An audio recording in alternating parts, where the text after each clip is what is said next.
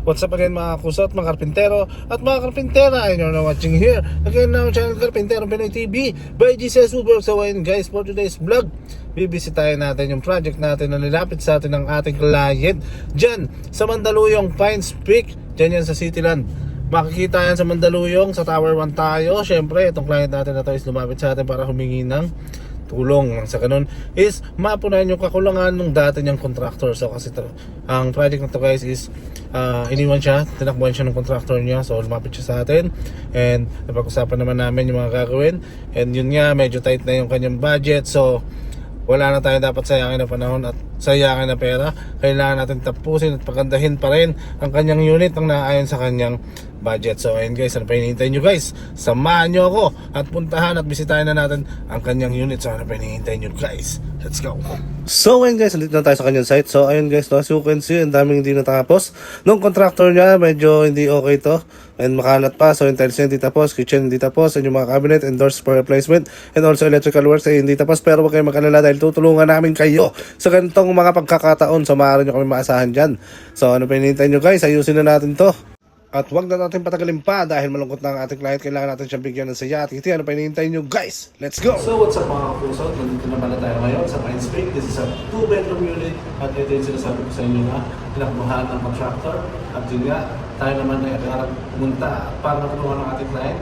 At yun nga, panatay tayong budget ng client. Pero ito guys, ako nalabasan ng kanyang unit. So samahan niyo ako kung ano yung nalabasan ng unit ko. So ano pa hinihintay nyo guys? Let's go!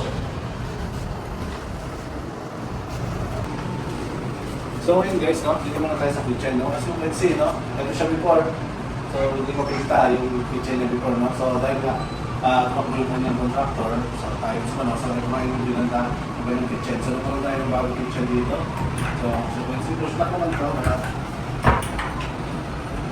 So itong backsplash niya, as is na yan, nagkaroon sink niya, as is na rin, din yung tiles. Kaya naglagay na tayo dito ng time frame para mukha naman maganda. Then dito sa baba, kinect din natin yung kanyang door. Meron siyang puno at basket na pinalagay. So, dati na rin yan. Kanya yan. Sa client natin yan. So, proceed naman tayo dito sa kanyang rep cabinet. So, yung rep niya dito, sakto naman daw as per dun sa dati natin inabutan. So, proceed tayo dito sa kanyang CR. Alright guys, sumunod sila. Ang pagbabago natin dito. So, dito guys, kung napansin nyo, yung tiles hindi natapos. Then, ayun, tinapos natin. Dito na siya mga cabinet. Wala siyang lavatory, wala siyang toilet bowl, wala siyang toilet holder or shelves, wala siyang mirror, and meron siyang ngayon patukan ng mga toiletries. So ayun, nagpalagay din siya dito ng shower enclosure na fix lang, din yung shower and water heater. So ito na yung CR natin ngayon.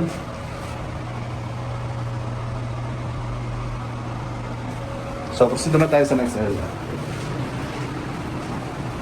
So dito guys, no?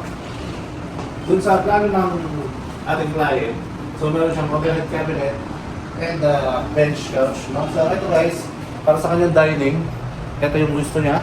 Then ito guys, lagyan natin siya dito ng storage. So bali tatlo yan. So pwede ka maglagay ng mga gamit yan sa meron ka dito. So kung naman itong mga to, ayan. At the same time, ito na yan yung puan niya sa dining. Kain siya. So dalawa naman sila, so manugulog. Lagyan siya overhead dito. Meron natin storage dito. So marami rin siya malalagay dito, no? Ito naman yung sa kanyang dining. So proceed naman tayo sa kanyang living. So ito yung kanyang sofa, hindi pa na-assemble. Binili kasi nila yan sa IKEA. Then dito tayo sa table at ito yung ginagawa nila sa atin. So ito yung console niya. So yan guys, sukat naman yan sa mga gusto niya ilagay dyan. So meron siyang PS5 and other na equipment para dito sa kanyang TV. So ito naman yung TV niya. Then naglagay tayo ng wall background na orange. Same ng mga ibang color dito sa kitchen and sa living. And also meron tayong partner na fluted panel and also shelf sa taas. Kaya naman yung kanyang TV rack. So proceed naman tayo sa kanyang kwarto. Let's go! So ayun guys, no? Dito guys, nagpalagay sa client ng floating shelves.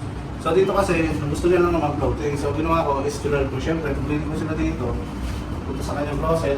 So para maiwas na makanto sila. So yung closet niya kasi nandun. Then ito yung kanyang bed. Then ito yung mahirap dito guys kasi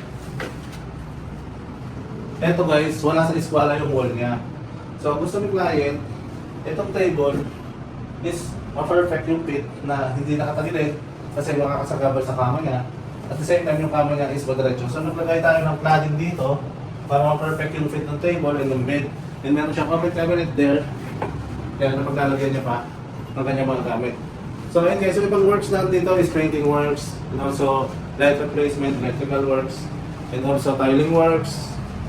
Ayun guys, no? Sa mga ginawa natin dito, ay nasuman sa taas and ceiling, piniturahan din natin. Panoorin natin ang buong video. Let's go!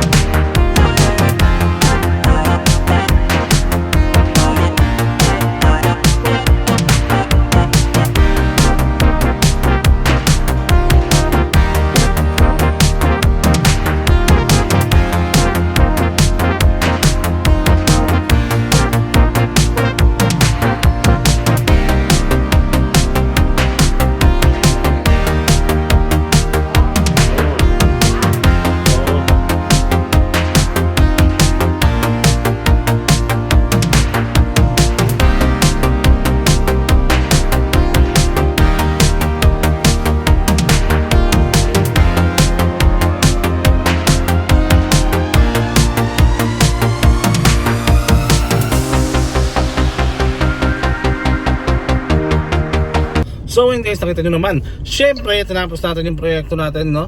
Shoutout nga pala sa contractor niya na gumawa sa kanya nun. So ayun guys, ang masasabi ko lang sa'yo, Brad, hindi ka dadalhin yan sa mabuti at hindi ka aangat sa buhay kapag ikaw ay nakakatapak ng tao. Kailangan kasi sa gantong larangan, kontrata ka, may kausap ka, maging professional ka. Huwag yung tatakbo ka na lang, iiwanan mo na lang, kasi hindi naman nila pinupulot yung pera at pinaghihirapan nila yan. So kung nasa kan ka man ngayon, so hindi ko na inalam kung sino ka, pero bahala na si Lord sa'yo. So napakasakit para sa amin na may ganyang mga kontraktor na tumatakbo at iniiwan yung mga kliyente. Kasi sa amin dito sa Carpinterong Pinoy TV by GCS Woodworks, sa amin pinangangalagaan namin yung mga client namin. Syempre unang-una namin gagawin, dapat yung tiwala is mabigay sa amin, at syempre mabigyan din namin sila ng ngiti.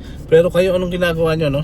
Napakasama ng ginawa nyo sa mga kliyente natin. So marami pa tayong mga kliyente na napagdaanan na talagang tinakbuhan, may umiyak pa sa amin, pero lahat yun ginawa namin ng paraan at tinulungan namin. Kaya sa mga nanloloko dyan, at huwag din kayo magpapaloko sa mga to.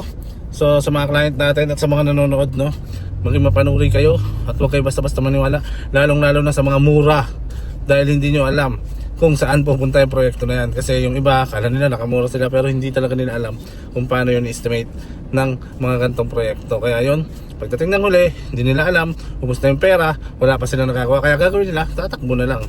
So hindi ganun kadali, no? Pero dapat sa mga magpapagawa, magpanuri kayo, background check kayo, tignan nyo kung may shop sila, and tignan nyo kung may mga social media page sila, and also YouTube, yung para makita nyo talaga na legit yung contractor. So ayun, tsaka papel, syempre, kung mga may permit sila, kung may OR sila, may resibo sila. So napakadali, napakaraming parang para makita kung legit yung contractor na nilapitan nyo. So ayun guys, no? Sa lahat ng magpapagawa, lalo na sa mga tiga Pines Peak dyan, message lang kayo syempre sa aming FB page, dito lang yun sa GCS Woodworks, or else pwede rin naman sa aming backup page, dito lang yun sa GCS Woodworks and Fit Out Carpinterong Pinoy TV backup page, or else mas maganda pumunta kayo syempre sa aming shop at doon makita nyo na legit. At hindi kayo dito mapipeke dahil masasalat nyo, at makikita nyo ng mata sa mata yung ginagawa namin proyekto dito. Pero isa mo naman yan, dito lang sa GCS Woodworks and Fit Out at makakarating kayo sakto sa aming shop. At yun nga guys, no, maraming salamat. At yun nga, buti na lang napawi yung lungkot ng ating client dito sa Pines Peak at napasaya pa rin natin siya kahit paano. Pero syempre mabigat pa rin sa kanya yun. Pero nandito ang Carpinterong Pinoy TV by GCS Woodworks para tulungan kayo at mabigyan kayo ng ngiti, ng saya, at mabigay yung pangarap nyong mga gamit or produkto para sa inyong mga tahanan at para mapaganda natin yan. So ayun guys, no, shoutout sa lahat ng OFW at sa lahat ng karpintero sa buong mundo. Hanggang dito na lang, mabuhay kayo. Break it down.